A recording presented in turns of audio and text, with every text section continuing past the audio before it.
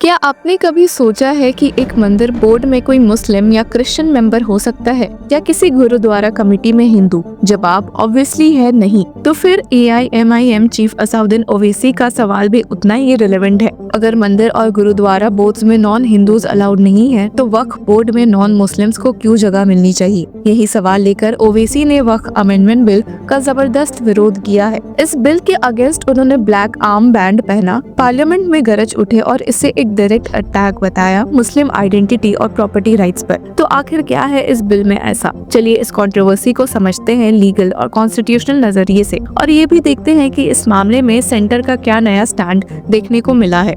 असाउद्दीन ओवैसी ने पार्लियामेंट में खुद को ब्लैक आर्म बैंड पहनकर पेश किया। ये प्रोटेस्ट था all India Muslim personal law board के उस कॉल का जिसमें इस बिल के विरोध में सभी मुस्लिम्स से एक यूनाइटेड स्टांस लेने की अपील की गई थी। ओवैसी ने पार्लियामेंट में कहा कि मोदी सरकार इस बिल के जरिए मस्जिदों और दरगाहों को टारगेट करना चाहती है। उनके शब्दों में, वक्फ बिल के जरिए मोदी हमारे सीने पर गोली चला रहे हैं। ये स्टेटमेंट सिर्फ इमोशनल नहीं बल्कि पॉलिटिकल भी था, जो बीजेपी के हिंदुत्व नैरेटिव पर सीधा वार करता है। उन्होंने ये भी कहा कि इस बिल के जरिए मुस्लिम्स के रिलीजियस ऑटोनॉमी और उनकी प्रॉपर्टीज को छीन लेने की कोशिश की जा रही है। ओवैसी का कहना है कि वक्फ अमेंडमेंट बिल आर्टिकल 14, 15, 26 और 29 का क्लियर वायलेशन है। आर्टिकल 14 सबको इक्वलिटी बिफोर लॉ का हक देता है। आर्टिकल 15 कहता है कि रिलीजन के बेस पर डिस्क्रिमिनेशन नहीं हो सकता। आर्टिकल 26 हर रिलीजियस डिनोमिनेशन को अपने रिलीजियस अफेयर्स मैनेज करने का अधिकार देता है, और आर्टिकल 29 माइनॉरिटीज को उनकी कल्चर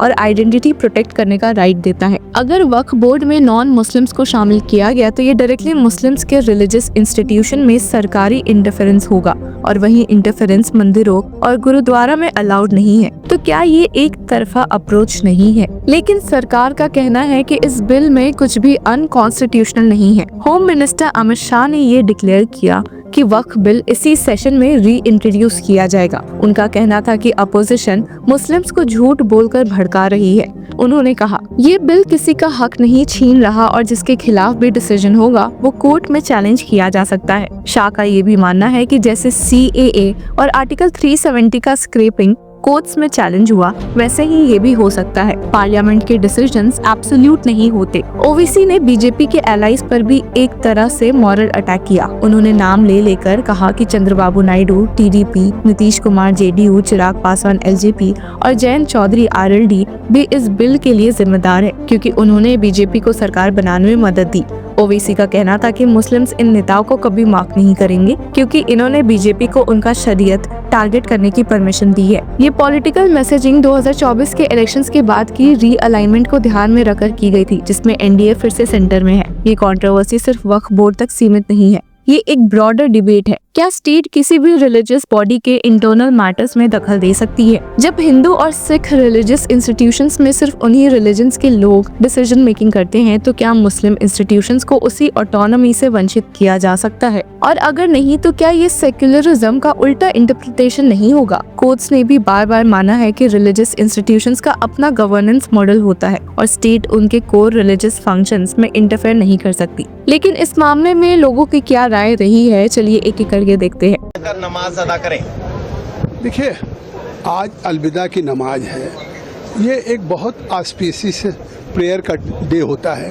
पूरे एक माह रमजान का रोज़ा रखते हैं और ये आखिरी फ्राइडे की अलविदा की है। तो ये पॉयस एक प्रेयर है और उसमें all India Muslim personal law board काली पट्टी बांधने के लिए कह रहा है। क्या ये ट्रेड यूनियन है क्या?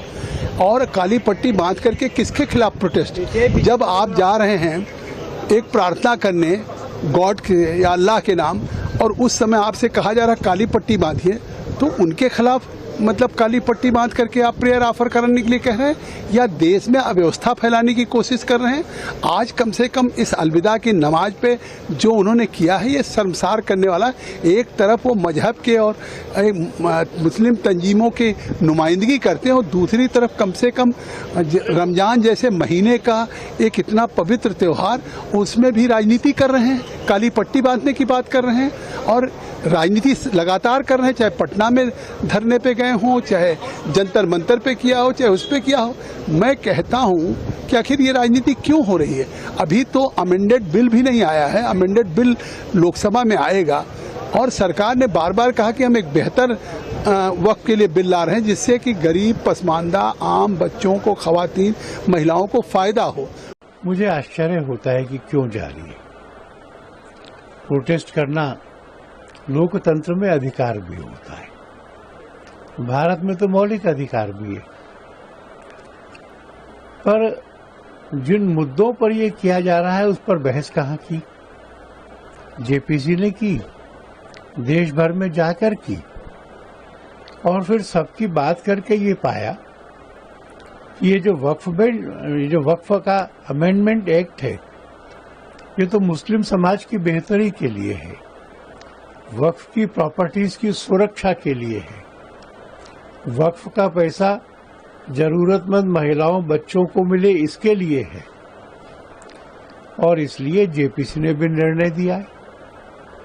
लोकसभा, राज्यसभा में भी इस पर विचार होगा, अपनी बात वहां कहने का फोरम है। मैं समझता हूं कि अगर मुस्लिम समाज बहकावे में नहीं आए, ईमानदारी से सोचे, तो उसको लगेगा कि वक्फ माने जो संपत्ति अल्लाह को दी है, धार्मिक कामों के लिए दी है, वेलफेयर के लिए दी है, उसका सही उपयोग हो, इस एक्ट का यही मंशा है। और इसलिए मैं मुस्लिम समाज का आह्वान करता हूं कि वो इसके बारे में पुनर्विचार करें।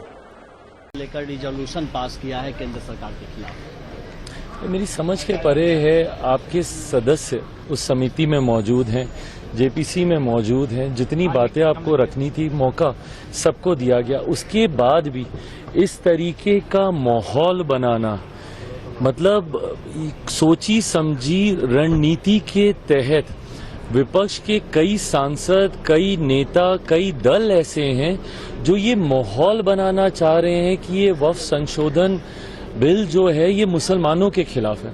मेरी समझ के परे है कि इस तरीके से मुसलमानों के बीच में आप अपनी राजनीतिक रोटियां सेकने की सोच से, और कौन कौन से दल हैं ये, कांग्रेस जैसी पार्टियां, राजद जैसी पार्टियां, सपा जैसी पार्टियां, सच्चर कमेटी की रिपोर्ट 2006 में आई थी मुसलमानों के हालातों को बताती हुई।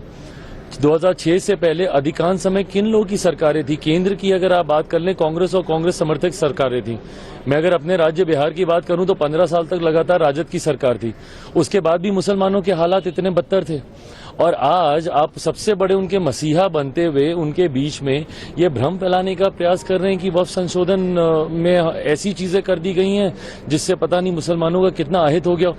इस सरकार की सोच है। तो व्यूअर्स, सवाल आपके लिए है, क्या वक्फ बोर्ड में नॉन मुस्लिम्स को शामिल करना सेक्युलरिज्म है या इंटरफेरेंस? क्या सरकार का ये स्टेप माइनॉरिटीज के खिलाफ है या एक लार्जर रिफॉर्म का हिस्सा? अपने ओपिनियंस हमें कमेंट सेक्शन में जरूर दें और लॉ चक्रा को सब्सक्राइब करना मत भूलिए।